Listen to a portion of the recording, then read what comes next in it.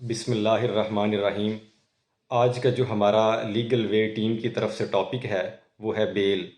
Bell को हम उर्दू में ज़मानत कहते हैं। बेल का जो कॉन्सेप्ट है लॉ के अंदर वो कोड ऑफ क्रिमिनल प्रोसीजर में दिया गया है। सीआरपीसी हम इसे कहते हैं। तो इसमें मुख्तलिफ सेक्शंस हैं जो बेल को डील करते हैं। एक तो ये है कि जब एफआईआर हो गई तो उसके बाद जो आप ज़मानत करवाएंगे उसे हम बाद अज़ गिरफ़्तारी बेल कहते हैं, ज़मानत कहते हैं। अगर आप गिरफ्तारी से पहले करवाना चाहते हैं तो इसे हम प्री अरेस्ट या बिफोर अरेस्ट ज़मानत भी कहते हैं। अब इनके डिफरेंट स्टेप्स हैं।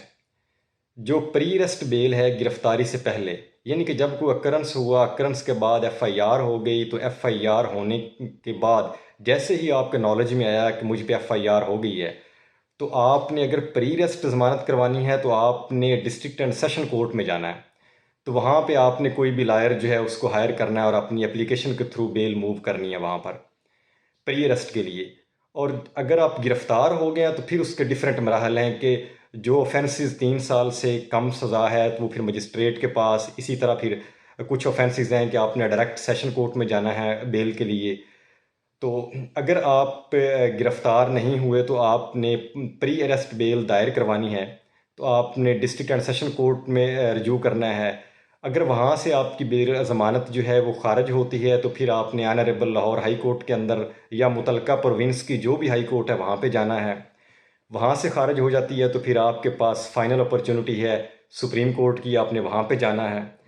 अगर वहाँ से भी आपकी ज़मानत खारिज हो जाती है तो कल को आपके पास कोई फ्रेश ग्राउंड आ जाती है तो आप फ्रेश ग्राउंड पे दोबारा ज़मानत भी मूव कर सकते हैं। लेकिन वहाँ से जब आपकी ज़मानत खारिज हो जाती है तो नॉर्मली आप गिरफ्तारी की तरफ चले जाते हैं। तो जो पोस्ट अरेस्ट बेल होती है, जो अभी प्री अरेस्ट बेल का जिक्र कर रहे हैं, तो उसमें सेक्शन 498 है सीआरपीसी का जो इसको डील करता है। और 497 जो है सेक्शन वो डील करता है बाद अज़ गिरफ्तारी को। इसको हम पोस्ट अरेस्ट बेल कहते हैं।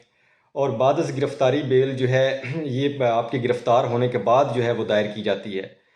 अब इसके लिए मुख्तलिफ़ चीज़ें हैं। जो बाद अज़ गिरफ्तारी बेल है या प्रोटेक्टिव बेल है या एंटिसिपेशन बेल भी है, उसमें नॉर्मली ये एक थ्योरी है एंटिसिपेशन जो बेल है। इसमें कोई प्रैक्टिकल प्रोसीजर जहाँ पे जो है ना अडॉप्ट नहीं किया जाता। एंटिसिपेशन यानी कि मुझे अंदेशा है कि मुझ पे एफआईआर कर दी जाएगी या मुझे गिरफ्तार कर लिया जाएगा। इसमें नॉर्मली पॉलिटिकल एनिमिटी जो है ना वो होती है। तो ये एक थ्योरी ज़रूर है लेकिन इसका कोई प्रैक्टिकल जो है ना अप्रोच यहाँ पे हमारी सोसाइटी के अंदर नहीं है, लेकिन एक कॉन्सेप्ट ज़रूर है इसका, वो है।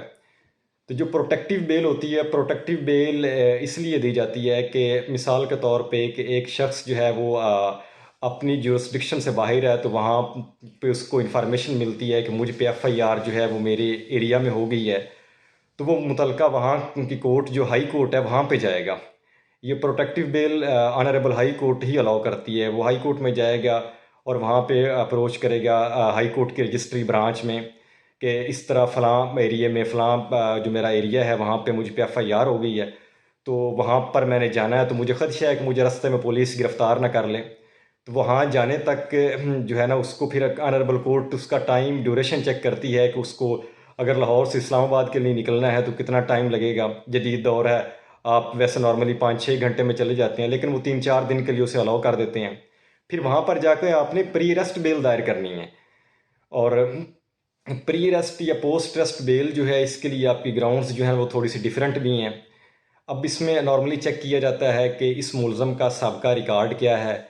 ये मुलज़म जो है डेस्परेट एक्यूज्ड या नहीं है, हार्डन्ड नहीं है या ये फर्स्ट ऑफेंडर है कि नहीं है। उसके अलावा जो है 497 में ये भी दिया गया है कि सिक पर्सन को चेक किया जाता है कि ये सिक पर्सन है, ये वुमेन है, ये जुवेनाइल है यानी कि 16 ईयर्स तक है इसकी एज, या इन्फर्म पर्सन है। तो ये जो 4 कंडीशंस हैं, इन्फर्म पर्सन हो गया, जुवेनाइल हो गया, या सिक पर्सन या वुमेन है, इस हवाले से कोर्ट्स के व्यूज़ जो हैं वो लीनियंट होते हैं। इनको नॉर्मली वो बेल अलाउ करना चाह रहे होते हैं कि उनको कोई ग्राउंड्स मिल जाएं तो वो इनको बेल अलाउ करते हैं। लेकिन जो हैबिचुअल ऑफेंडर्स होते हैं उनसे कोर्ट भी अवॉइड करती है कि इनको हम बेल ना दें। वो सोसाइटी के लिए भी इशू होते हैं। एक सेक्शन इनके अंदर 496 है, जो है ना, जिसमें बेलेबल ऑफेंसेस में जो है ना बेल दी जाती है। बेलेबल ऑफेंसेस के अंदर आपने as a matter of right bail लेनी है। आपने मेरिट पे बेल नहीं लेनी, वहाँ पे आपको मैटर ऑफ राइट के तौर पर बेल दी जाती है। जो बेलेबल ऑफेंसेस हैं, जो बेलेबल ऑफेंसेस हैं इनकी सज़ा 3 साल तक है। जो नॉन बेलेबल ऑफेंसेस हैं उनकी 3 से जो है वो 10 साल तक है नॉर्मली। जो फिर कुछ जो है ना वो डेथ सेंटेंस भी होती है, लाइफ इम्प्रिजनमेंट भी होती है केसेस में, सीरियस नेचर के केसेस में। तो इसमें पुलिस है वो जब आपकी गिरफ्तारी करती है तो वो नॉर्मली ये देखती है कि इनकी ऑफ आवर्स में जो है वो गिरफ्तारी करें, ताकि ये फिल फॉर जो है वो कोर्ट को अप्रोच ना कर सकें। उससे पहले पुलिस की एक फिर कार्रवाई होती है, वो नॉर्मली आपको मुख्तलिफ़ तरीक़ों से रिकवरी करने के लिए वो ट्राई करती है। इसके अलावा एक और ग्राउंड बेल लेने के लिए होती है, स्टैट्यूटरी ग्राउंड। उसमें ये होता है कि अगर डेथ सेंटेंस हो गई है और एक जो है मेल है और उसको 2 साल हो गए हैं कि वो जेल में है और उसका ट्रायल कंक्लूड नहीं हुआ, तो आप उसकी स्टैट्यूटरी ग्राउंड पे बेल जो है वो अदालत से ले सकते हैं।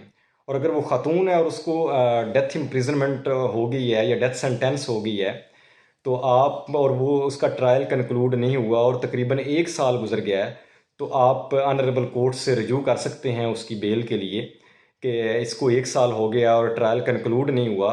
और उसके लिए कंडीशन ये है कि जो ट्रायल के अंदर डिले है वो आपकी वजह से नहीं होना चाहिए, वो प्रोसिक्यूशन ब्रांच की तरफ से होना चाहिए, प्रोसिक्यूशन की तरफ से होना चाहिए। जो मुद्दई पार्टी है उसकी जो है नेग्लिजेंस की वजह से या उनकी डिलेइंग टैक्टिक्स की वजह से जो डिले हो रहा होगा, तो उसका फ़ायदा फिर आपको मिल सकता है। तो ऑनरेबल कोर्ट जो है वो स्टैट्यूटरी ग्राउंड पे आपको as a matter of right के तौर पे दे देती है बेल। और स्टैट्यूटरी ग्राउंड जो है ये आप डेस्परेट अक्यूज़्ड या हार्डन्ड अक्यूज़्ड के लिए नहीं ग्राउंड ले सकते, या वो मुलज़म जो ऑलरेडी कन्विक्टेड हैं उनके लिए आप ये ग्राउंड नहीं ले सकते इस हवाले से। तो बेल बेसिकली इसका मकसद ये होता है कि एक शख्स को आप रिलीज़ कर रहे हैं और श्योरिटी के हैंड ओवर कर रहे हैं, ताकि वो श्योरिटी जो है ना वो ऑनरेबल कोर्ट को जब भी वो मुलज़म रिक्वायर्ड हो तो उसके सामने वो पेश कर दे। तो ये था हमारा आज का टॉपिक ज़मानत के हवाले से। अल्लाह हाफिज़।